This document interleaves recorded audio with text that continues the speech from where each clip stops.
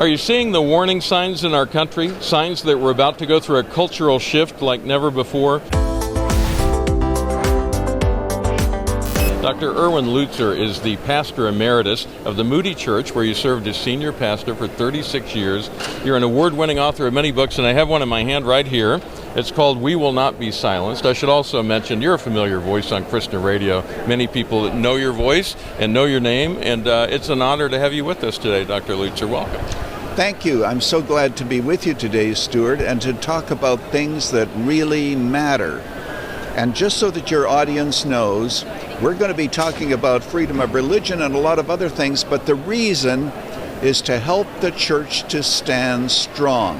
I wrote the book, We Will Not Be Silenced, because I think oftentimes we are shamed into silence, and we need to know what to speak, what the issues are, and speak with a sense of confidence and courage. There are a lot of people who are ready to call you and me and all the people watching really nasty names because of the things we believe and the things we stand for. And they're also actively working to silence us, to keep us from speaking into the national conversation. Many people give up and they say, I'd rather just be silent. The name of your book is We Will Not Be Silenced. They'd rather be silenced than be called a name. You're saying, no, you got to stand up.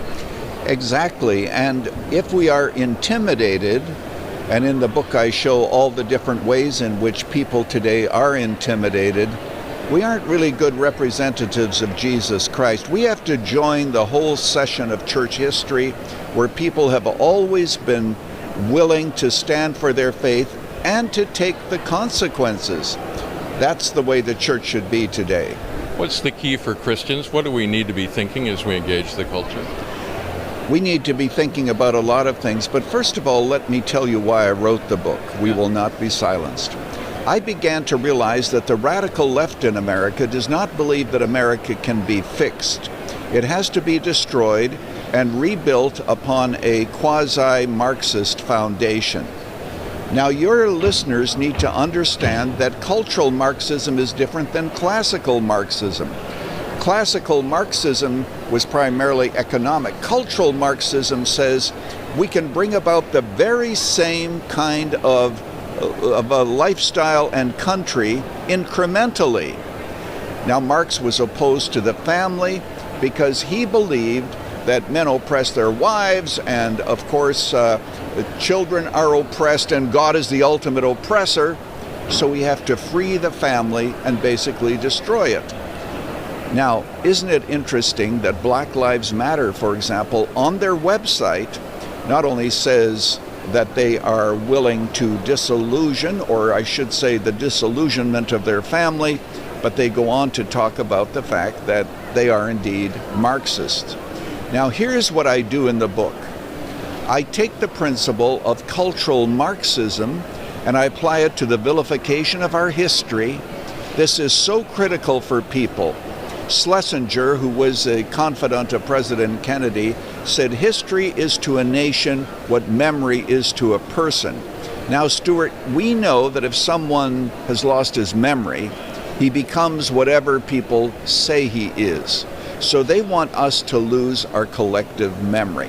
But then I show how that Saul Alinsky and others, they took the principle of cultural Marxism and they applied it to race. And the whole intention, your audience needs to understand that the intention of all of these diversity studies has to do with continual conflict between the races with no hope of reconciliation. Reconciliation is a bad word.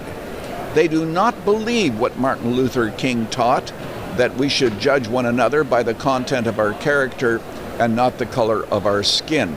Now, the Church of Jesus Christ, by the way, has an answer for that, and maybe we can talk about that. But then I take and I apply it also to freedom of speech. People don't understand that Marx taught, and the Marxists have taught, that it's time for the oppressed to speak.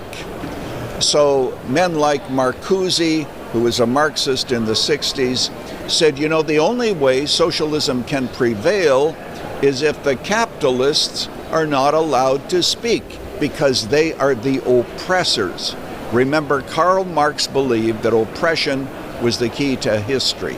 Just remove the oppression, and people are going to live righteously. And the irony of that is they're turning into the oppressors against our point of view. I mean, they're suppressing and oppressing where we come from.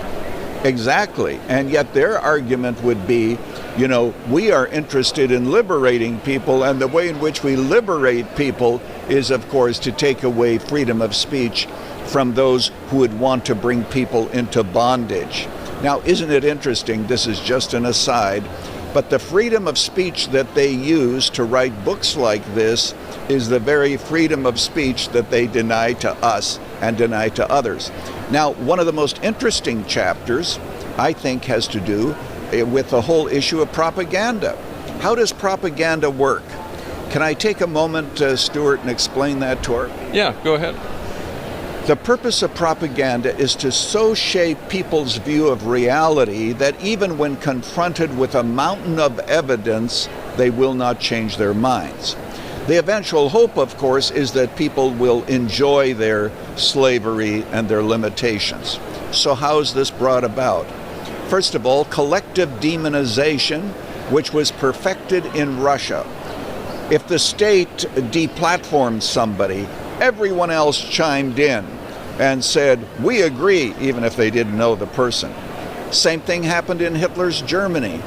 There were churches that put up swastikas on their door saying that if when you come for the Christians, don't come for us because we are on your side. And people today are asking the question, am I on the right side of wokeness? Woe to the person who is on the wrong side of being woke. Yeah. So you have the suppression of freedom of speech that is happening today. And then we could go on and say, and I have to throw this in regarding the whole issue of censorship and, of course, propaganda. They say that they use, this is critical, they use words that camouflage their real meaning and their real desire. Let me go to Hitler, for example. You know that I've written a book on Hitler, Nazi Germany.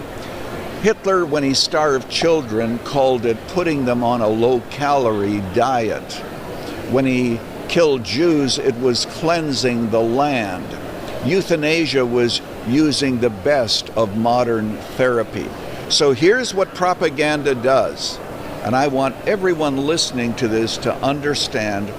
Propaganda says we will give you what you want to hear, we'll say what you want to hear, but we will give you what we want you to have.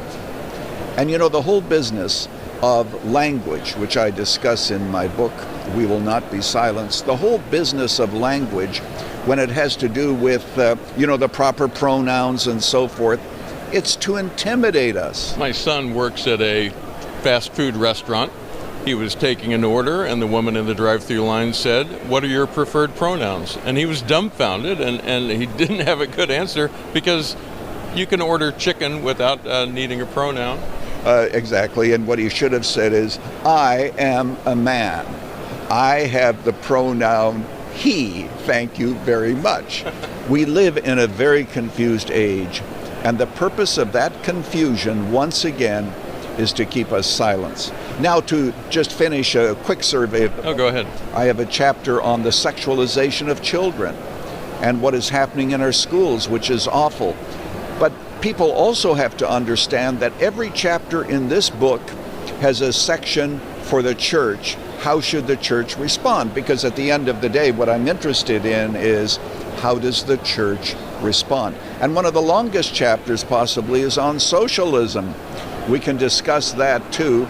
And I point out why it is that it is so attractive, but eventually socialism of necessity ends up being a paradise for parasites. It works really well on the front end, but it never ends well, because people like what they get early on, but then they don't like what comes down the road. Well, like Margaret Thatcher says, pretty soon you run out of other people's money, right?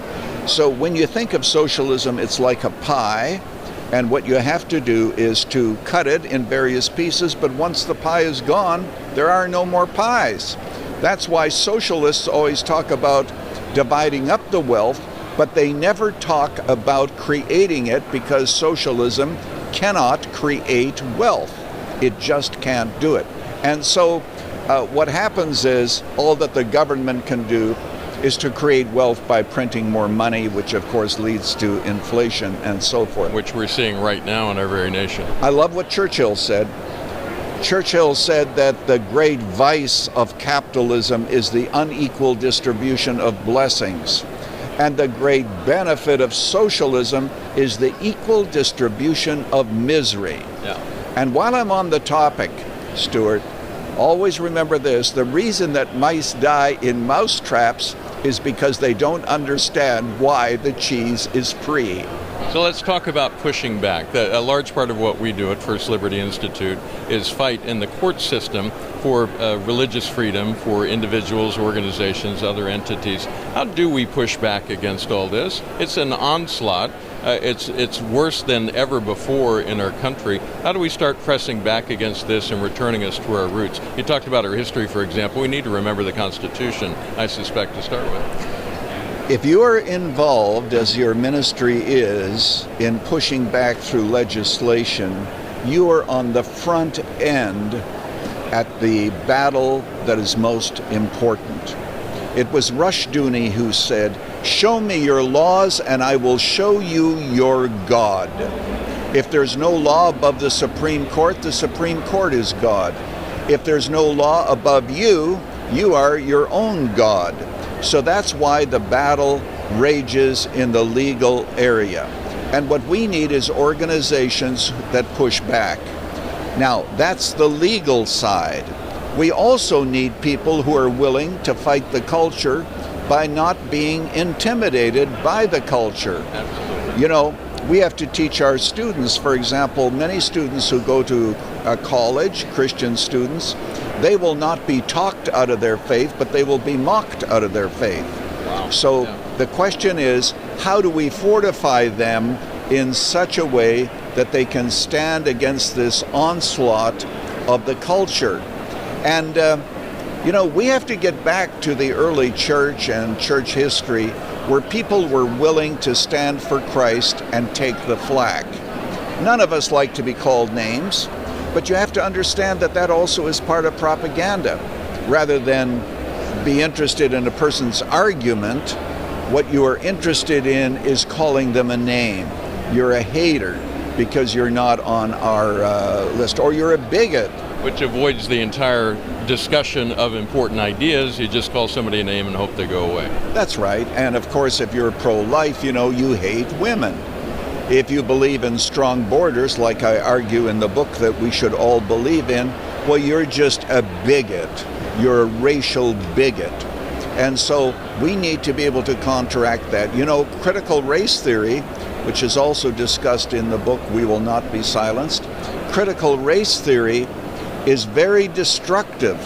Imagine having this laid on children, that because of the color of your skin, you are therefore responsible and you are essentially evil, where one side has all of the virtues and the other side has all of the vices. So what I do in the book, because you're asking about the response of the church, Yeah. I show this, that the Church of Jesus Christ has the answer at this particular point, okay?